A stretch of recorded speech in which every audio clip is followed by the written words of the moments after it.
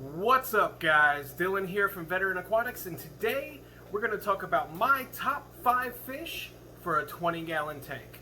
Before we go ahead and get started, make sure to hit that subscribe button and I'll see you in a minute.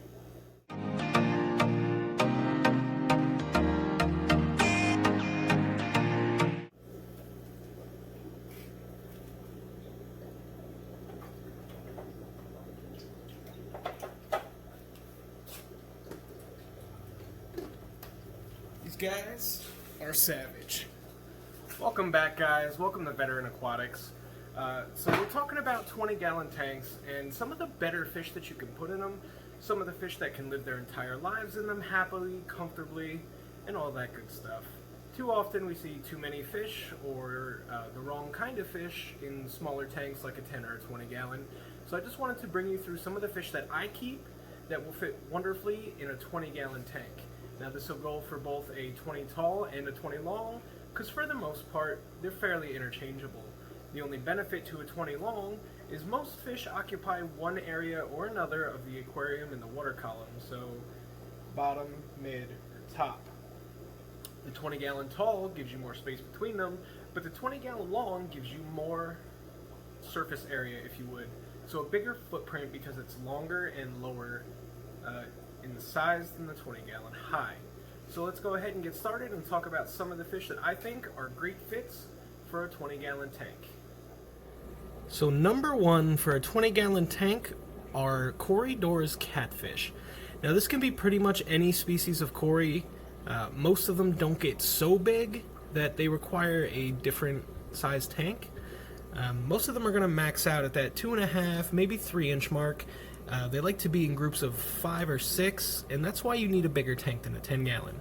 So in here I have a group of 5 albino cories. Don't ask me the scientific name because I don't know, but these guys are awesome. They're little bottom feeders. They'll go through, they will clean up all the excess food in your tank, and sometimes you'll get them to lay eggs.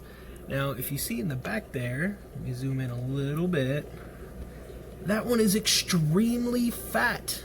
It's probably a female holding eggs. So these guys have been in the fish room, and in this tank specifically, for, I would probably say a month. I haven't had them too long, but hopefully we can get some breeding action going on. I love cories, and I know a lot of other hobbyists do as well. They're a fun little fish with a great personality, and will make a phenomenal addition in any 20-gallon tank.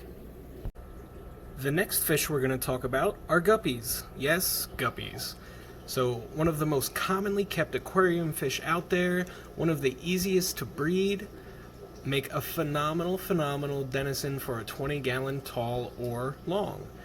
These ones in particular are rainbow tiger endlers. You can see the ridiculously stunning color of the males right there, and then the absolute insane number of fry that I have going on in here. There's also some snails, and this is also a calico bristlenose pleco grow out tank. So I have a couple of those in here as well. You can see it's just full of java moss and duckweed. Duckweed is a great thing. It just sucks nitrates right out of the tank. A lot of people hate it because once you get it, it's kind of hard to get rid of because it grows so fast and grows everywhere. But I love it, and I'm glad to have it. I'm spreading it out to other tanks. Just because of how many nitrates duckweed can suck up. It also provides a great place for fry to hide. It's a little bit safer when they're eating, especially things like guppies that feed at the surface. So any kind of endler or fancy guppy will fit wonderfully inside of a 20-gallon tall or long. And as you see, endlers like these are absolutely stunning to look at. You cannot go wrong with a nice pattern endler. Next we have up one of my absolute favorite fish on the planet, and one that I can't wait to work with more, Apistos. So Apistogramma are a dwarf species of American cichlid. So you can see right there, that's probably a little sneaker male. It's got some color on the tail. It may also be a female. There's another one hiding under this little leaf right there. And these are Apistogramma cockatoides triple red. And they're called cockatoides, you can see right in the front there how it comes up kind of like a cockatoo, like the big bird with the big crest. That's the word I was looking for, crest. So Apistos do best in pairs or trios, one male to one or two females. They are a cave spawner, and some of them are absolutely stunning. So we have a group. This is a little grow out tank. It's a 30-gallon tank, and I got some. I was lucky I found some. Set them in here to grow them out, and they're just about ready to start dividing up into pairs and or trios. So I'm really excited to get working with these guys, get them spawning, and you can just see the really nice color on this little male right here. Absolutely awesome fish, and there's all kinds. There's Corydoras, there's Agaziai, Elizabethae, and Borelli, just so many kinds. You can get them in pretty much any color pattern you want. I have more. I also have some Agaziai in a different 20-gallon tank. But if you're looking for a stunning little fish with a lot of personality and some really nice color, Apistogramma are definitely the way to go. And these are the Apistogramma Agaziai. So these are a more wild type. This is actually a female. The male's hiding. They're still pretty shy. They're fairly new additions to the fish room. But the male has a really nice blue, like electric blue color on his face. Again, I love Apistos. They're an amazing dwarf cichlid. They have great little personalities, and they stick more towards the bottom of the tank. So you're going to want to avoid putting Apistos in with things like Plecos, Corydoras Catfish, kind of anything that's going to occupy that bottom space in the tank. Because that's usually where you're going to find your Apistos. And that's the reason a 20-gallon long works better for them than a 20-gallon tall.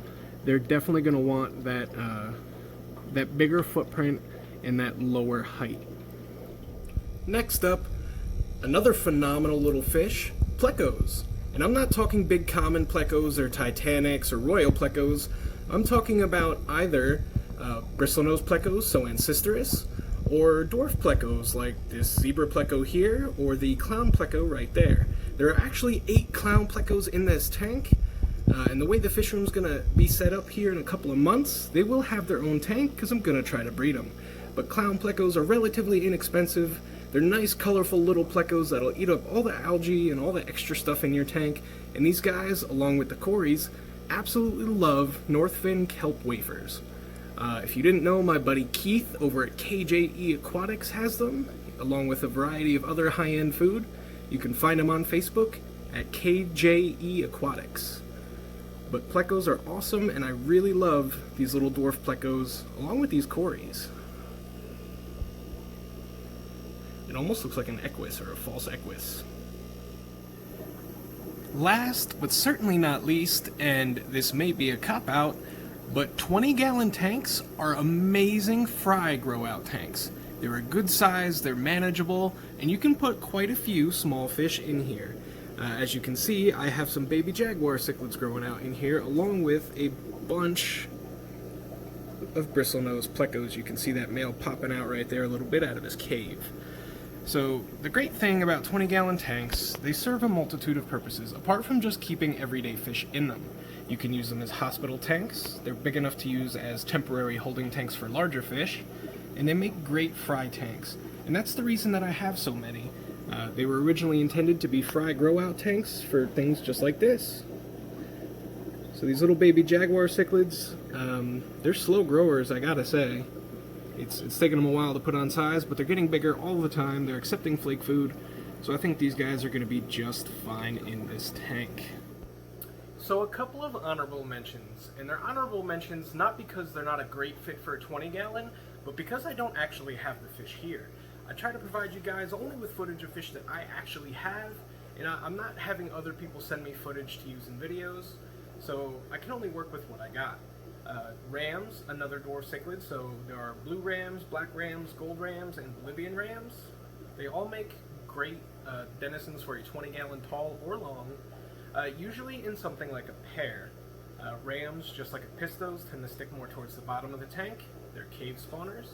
So you could put something in there kind of in the top, maybe like a zebra danio or a hatchet fish, something that sticks more towards the upper water column there. Another great addition for a 20-gallon tank is, of course, a beta. You can do a small beta sorority in a 20-gallon lull. Now, betas are a little touchy. Sororities either work or they don't. I have personally never tried to do one. I'm not all that into betas. but a 20-gallon long would be a great start for a small beta sorority. Some other things that you could consider putting in a 20-gallon tank are shrimp. There's nothing that beats a nice planted 20-gallon long full of shrimp. Neocaridina especially come in all sorts of colors: red, blue, orange, black, yellow, and they make a really cool, busy little tank as long as you're paying attention to it. You could also do things like platies and mollies. Most live bearers stay small and therefore are well suited to a smaller tank like a 20-gallon. There's also many species of like killifish and tetra that are great for these tanks. You know, everybody loves neons and cardinal tetras, and even little hatchet fish and stuff like that would make great additions to a 20-gallon. So that's it for today, guys. That's what I wanted to talk about. I hope you enjoyed it. I hope you learned something. Maybe it gave you different ideas. I know some things on this list are a little hard to get right now, like especially Apistos. But we'll be talking about that in a future video because I know a guy. But yeah, we'll save that for later.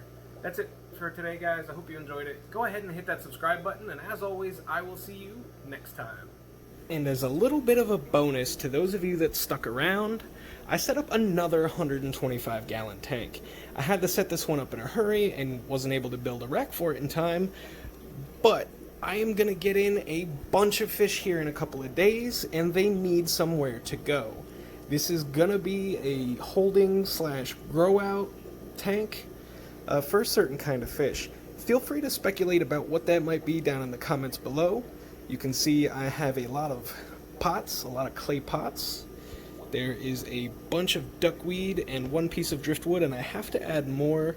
We're going to need more hides and tannins and softer water. So that's it for today, guys. Really, this time, that's it. I hope you enjoyed it, and like I said, down below in the comments, let me know what you think is going in this tank.